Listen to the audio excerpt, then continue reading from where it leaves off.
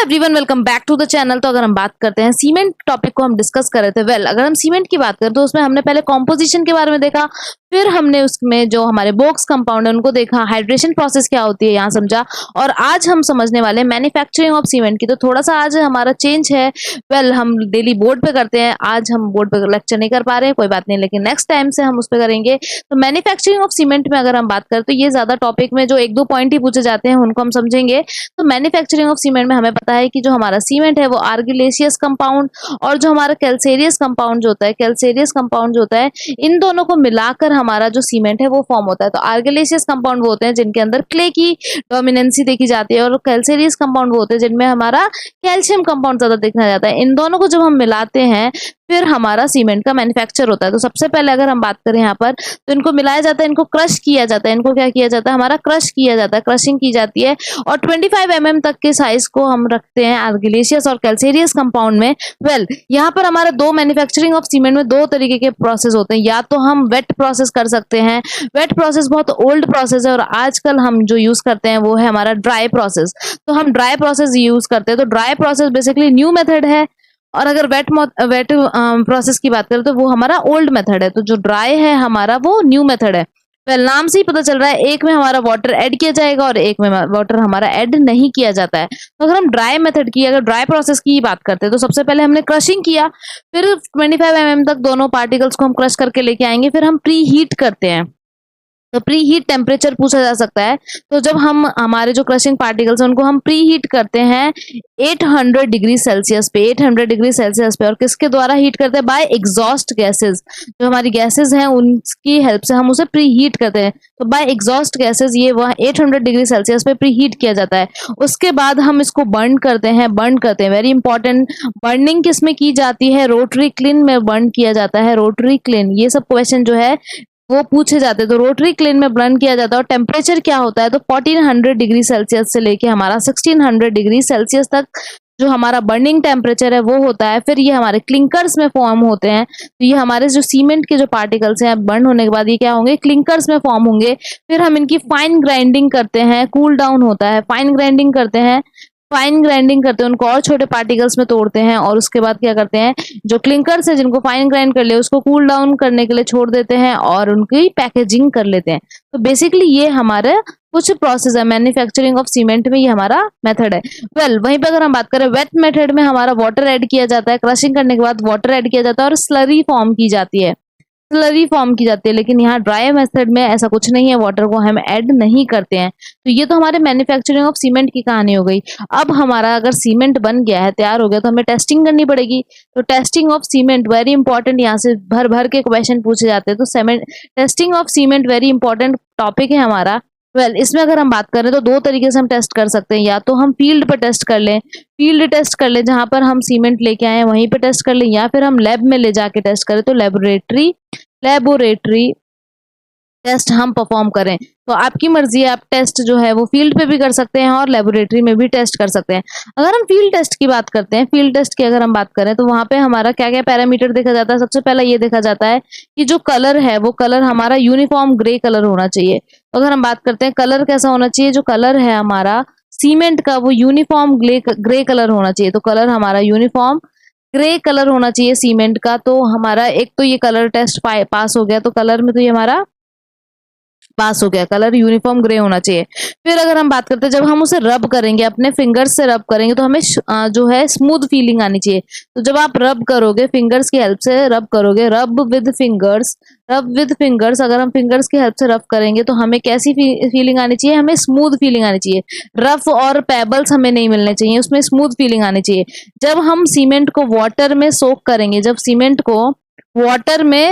करेंगे, तो वो सिंक हो जाना चाहिए, फ्लोट नहीं करना चाहिए। Cement should sink in water, वो पानी के अंदर थोड़ी देर टाइम के बाद वो डूब जाना चाहिए। अगर वो फ्लोट कर रहा है तो हम उसे रिजेक्ट कर देंगे। तो it should sink in water not float, वो फ्लोट नहीं करना चाहिए वाटर पे। वो हमारा सीमेंट जो है वो फ्लोट नहीं करना चाहिए, not float over the surface के ऊपर फ्लोट नहीं करना चाहिए। वहीं पे अगर हम बात करते हैं, वो फ्री फ्रॉम लम्प्स होने चाहिए, उसमें कोई भी लंप नहीं होने चाहिए, बिल्कुल फाइन पार्टिकल्स में टूटे हुए होने चाहिए। It should be free from lumps, lumps से फ्री होना चाहिए, फ्री फ्रॉम लम्प्स। अगर ये सब देखने को मिल रहा है तो बिल्कुल हमारा ये फील्ड टेस्ट में पास हो जाएगा। वहीं पे अगर हम छुएँगे उसको, जब टच करते हैं, हम हैंड डालते हैं, जो हमारा पूरा एक बैग है, बैग फुल ऑफ सीमेंट में जब हम हैंड डालेंगे तो हमें कूल फीलिंग आनी चाहिए, कूल फीलिंग आनी चाहिए, कूल फीलिंग आनी चाहिए, कूल फील करना चाहिए। वही ये हमारे फील्ड टेस्ट हैं जो सीमेंट से रिलेटेड हैं। और अगर हम बात करते हैं अब यहाँ पर हमारे लेबोरेटरी टेस्ट को समझेंगे। लेबोरेटरी टेस्ट वेरी इंपॉर्टेंट, इनसे बहुत सारे क्वेश्चन पूछे जाते हैं। फील्ड पे जो हमारा एक स्ट्रेंथ टेस्ट भी किया जाता है। अगर स्ट्रेंथ टेस्ट की बात करें, वेरी इंपॉर्टेंट, तो फील्ड पे हमारा स्ट्रेंथ टेस्ट भी करते हैं। सबसे पहले क्या करेंगे, हम ब्लॉक बनाएंगे सीमेंट का। सबसे पहले क्या करते हैं, जब स्ट्रेंथ टेस्ट की बात करें तो प्रिपेयर करेंगे, ब्लॉक प्रिपेयर करेंगे जिसका साइज क्या होगा, 25 × 25 × 200 cubic meet, mm³ basically mm³ ये हमारा साइज होना चाहिए। तो स्ट्रेंथ टेस्ट कर रहे हैं हम, ये साइज परफॉर्म करेंगे। फिर जो हमारा सपोर्ट है, बेसिकली जहां पर हम ये क्यूब रखेंगे, इस क्यूब को, जो सीमेंट का क्यूब बनाया, इसको 7 डेज के लिए वाटर के अंदर इमर्स करके रख देंगे। तो पहले तो आपको ये साइज याद होना चाहिए, 25 × 25 × 200 mm³ का हम साइज का क्यूब बनाएंगे। फिर उसके अंदर हम उसको क्या करेंगे, एक ब्लॉक बनाएंगे, क्यूब नहीं कहना चाहिए, क्यूब में तो सारी साइड सेम होती है। तो एक ब्लॉक बनाएंगे और उसको हम वाटर के अंदर रख देंगे, 7 डेज के लिए वाटर के अंदर रख देते हैं। फिर यहाँ पर जो हमारा सपोर्ट है, यहाँ पर हमारा सपोर्ट 150 mm के डिस्टेंस पे होना चाहिए। तो ये दो सपोर्ट है बेसिकली, अगर इनकी बात करें तो ये 150 mm के डिस्टेंस पे होना चाहिए। फिर हम जो ये ब्लॉक है इसको यहाँ पर रखेंगे, ब्लॉक पे हम लोड अप्लाई करते हैं। लोड कितना अप्लाई करना है, वेरी इंपॉर्टेंट, 340 न्यूटन का लोड अप्लाई करना है। और जब आप यहाँ पे लोड अप्लाई कर रहे हो, लोड अप्लाई करते हो, तो इस लोड के अंडर जो है ये एप्लीकेशन, इस अंडर लोड के एप्लीकेशन के लोड के, तो हमें कोई भी फेलियर का साइन नहीं दिखना चाहिए, कोई भी फेलियर का साइन नहीं दिखना चाहिए। तो पहले क्या करेंगे, prepare a block of 25 × 25 × 200 cubic mm immerse in water for 7 days. Then क्या करेंगे हम, we will apply the load 340 newton. और जो सपोर्ट्स हैं वो हमारे सपोर्ट का distance, the support of the distance should be 150 mm। और जब हमारा लोड है, हम 340 न्यूटन लोड अप्लाई करेंगे, तो sample should show no sign of failure, कोई भी फेलियर का साइन हमें नहीं मिलना चाहिए जब हम 340 न्यूटन का लोड लगाते हैं।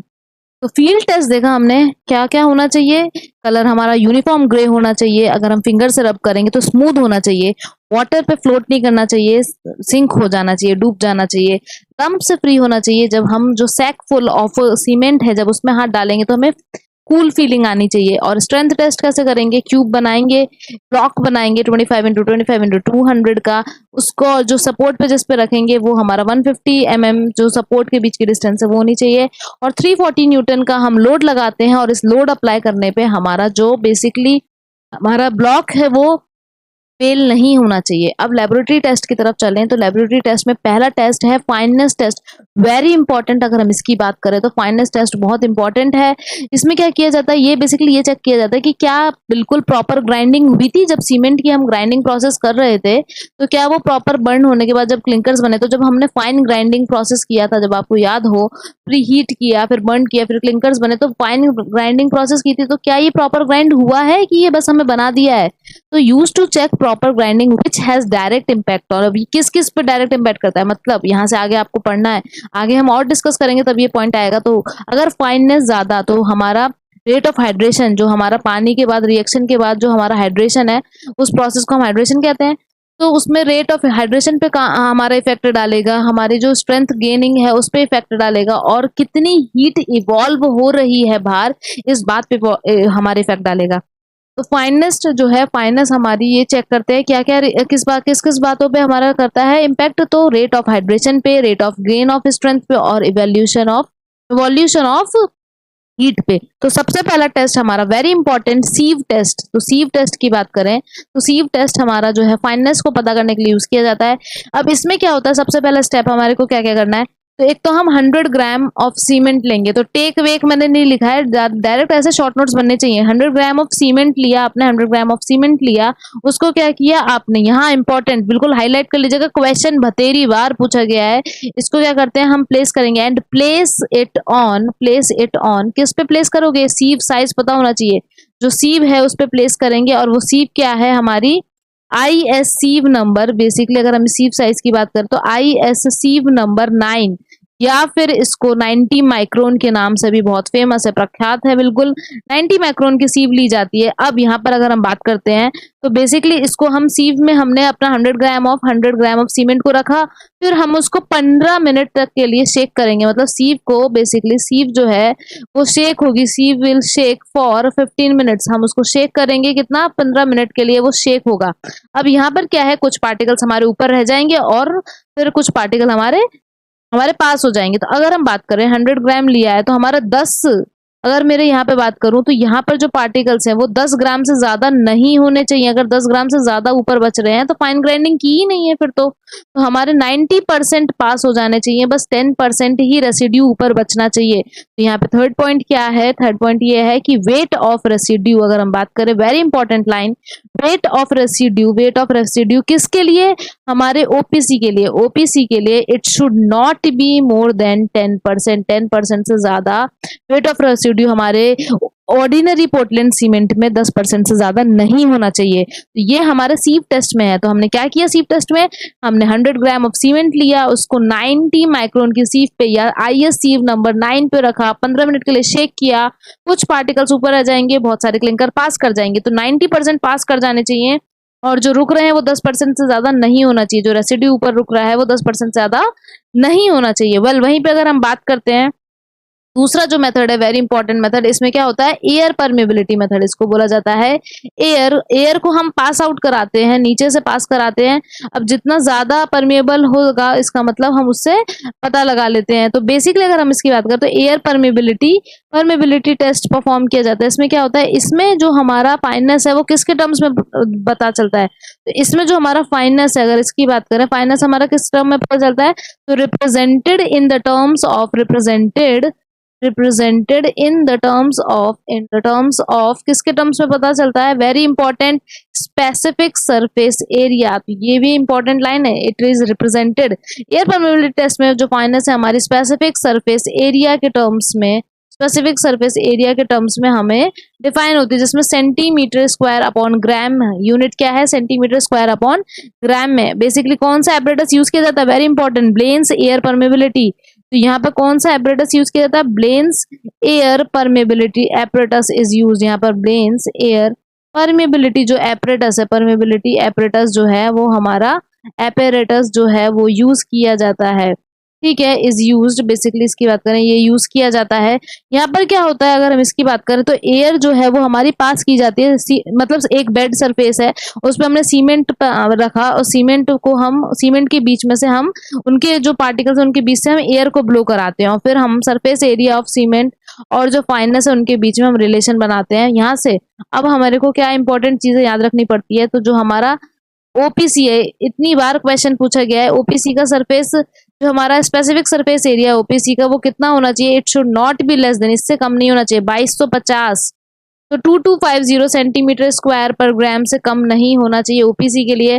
वेल लास्ट से लास्ट ईयर हमारा रैपिड हार्डनिंग के लिए भी पूछा गया था। तो रैपिड हार्डनिंग जो हमारा रैपिड हार्डनिंग सीमेंट है, अगर हम बात करें ओपीसी के लिए तो पूछ ही चुके हैं, अब रैपिड हार्डनिंग सीमेंट के लिए भी पूछा गया था। तो रैपिड हार्डनिंग सीमेंट के लिए जो हमारा स्पेसिफिक सरफेस एरिया है ये कितना, मतलब उससे कम, कितने से कम नहीं होना चाहिए, तो वो है हमारा 3250 सेंटीमीटर स्क्वायर पर ग्राम। तो हम क्या बात करते हैं, सेंटीमीटर स्क्वायर पर ग्राम, मतलब 3250 सेंटीमीटर स्क्वायर पर ग्राम से कम नहीं होना चाहिए रैपिड हार्डनिंग सीमेंट के लिए। वेरी इंपॉर्टेंट लाइंस हैं। अगर हम बात करें तो हमने अभी दो मेथड देखे, एक सीव मेथड और एक हमारा एयर परमेबिलिटी मेथड। अब जो कुछ डेटा याद रखना है इससे रिलेटेड वो ये है कि 3 टाइप की सीमेंट है, वेरी इंपॉर्टेंट। ये जो टेबल है कल तक याद होनी चाहिए। कल हम जब नया लेक्चर करेंगे विकेट एपरेटस के ऊपर तो हमें विकेट एपरेटस और भी जो टेस्ट है उनके ऊपर जब करेंगे तो ये याद होनी चाहिए टेबल। तो ऑर्डिनरी पोर्टलैंड सीमेंट की अगर हम बात करते हैं, ऑर्डिनरी पोर्टलैंड सीमेंट या फिर उसको शॉर्ट फॉर्म में ओपीसी बोला जाता है। जब इसकी बात करें तो परसेंटेज ऑफ रेसिड्यू हमने देखा था, सीव मेथड की बात कर रहे थे, तो परसेंटेज ऑफ रेसिड्यू कितना, मतलब उससे कितना बचना चाहिए, उससे ज्यादा नहीं बचनी चाहिए। तो 10% हमारा रेसिड्यू बचना चाहिए। और अगर हम स्पेसिफिक सरफेस एरिया की बात करें जो कि सेंटीमीटर स्क्वायर पर ग्राम में चल रहा था, अगर हम बात करते हैं सेंटीमीटर स्क्वायर पर ग्राम में चल रहा था, लेकिन अगर हम इसको यूनिट चेंज कर देते हैं कभी कभी, ये लोग किस में यूनिट कर देते हैं, मीटर स्क्वायर पर केजी में। अगर मीटर स्क्वायर पर केजी में कर दिया, मीटर स्क्वायर पर केजी में कर दिया, तो वैल्यू कितनी होनी चाहिए, 225 इतनी होनी चाहिए, इससे कम नहीं होनी चाहिए।